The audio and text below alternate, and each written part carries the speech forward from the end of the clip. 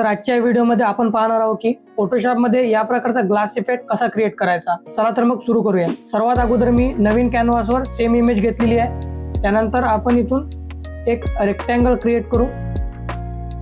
या प्रकारचा तुम्ही रेक्टँगल क्रिएट करू शकता आणि इथून तुम्ही याचे कॉर्नर्स राउंड करू शकता। इथून कॉर्नर राउंड केल्यानंतर पुन्हा सिलेक्शन टूल सिलेक्ट करू।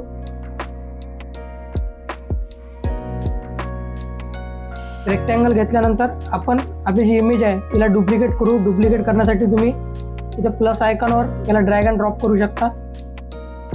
त्यानंतर ही इमेज डुप्लिकेट होईल। किंवा जर तुम्हाला शॉर्टकट यूज करायचा असेल कंट्रोल जे करून तुम्ही याची डुप्लिकेट घेऊ शकता। त्यानंतर मी याला रेक्टँगलच्या वर प्लेस करेल। सर्वात अगोदर आपण याला राईट क्लिक करून कन्वर्ट टू स्मार्ट ऑब्जेक्ट करू। त्यानंतर याला या इमेजला आपण रेक्टँगलमध्ये क्लिपिंग मास्क करू। या इमेजवर तुम्ही राईट क्लिक करून क्रिएट क्लिपिंग मास्क करू शकता। जर आपण या इमेजला ऑफ केलं तर तुम्हाला दिसेल ही इमेज या रेक्टँगलमध्ये क्लिपिंग मास्क झालेली आहे। तिला परत आपण ओपन करू। या इमेजला सिलेक्ट करून आपण जाऊ फिल्टरमध्ये ब्लर, त्यानंतर गोशन ब्लर सिलेक्ट करू। गोशन ब्लरचा अमाऊंट तुम्ही तुमच्या हिशोबाने ठेवू शकता। मी इथे मिनिमम 7% ठेवतो आणि इथे ओके करतो। त्यानंतर परत फिल्टरमध्ये जायचं आहे। फिल्टरमध्ये गेल्यानंतर फिल्टर गॅलरी सिलेक्ट करायचं आहे। त्यानंतर ग्लास इफेक्टला सिलेक्ट करून डिस्टॉर्शन आपल्याला 10% ठेवायचं आहे। स्मूथनेस आपल्याला 2% आणि ओके करायचं आहे।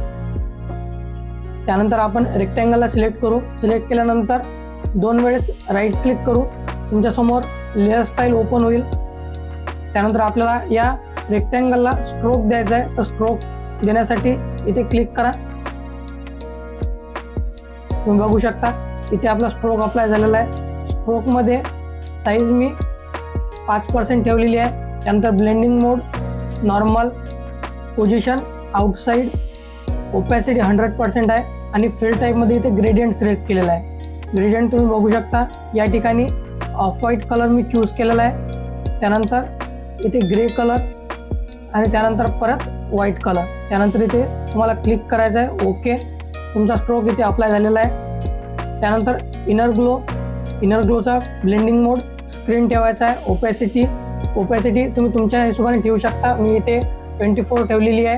त्यानंतर नॉईस 0, चोक 0 आणि साईज परत तुम्ही तुमच्या हिशोबाने घेऊ शकता। मी इथे 32% घेतलेली आहे। त्यानंतर जर तुम्हाला ड्रॉप शॅडो द्यायची असेल तर तुम्ही इथे क्लिक करून ड्रॉप शॅडो देऊ शकता। ड्रॉप शॅडोचं अमाऊंट मी 27% ठेवलेलं आहे। त्यानंतर डिस्टन्स तुम्ही बघू शकता, स्प्रेड 0% आणि साईज 43%। त्यानंतर तुम्ही इथं ओके केलं तर तुमचा हा ग्लास इफेक्ट इथे क्रिएट झालेला आहे। तुम्ही कंट्रोल टी करून त्याला ट्रान्सफॉर्म करू शकता आणि बघू शकता की आपला ग्लास इफेक्ट इथे क्रिएट झालेला आहे।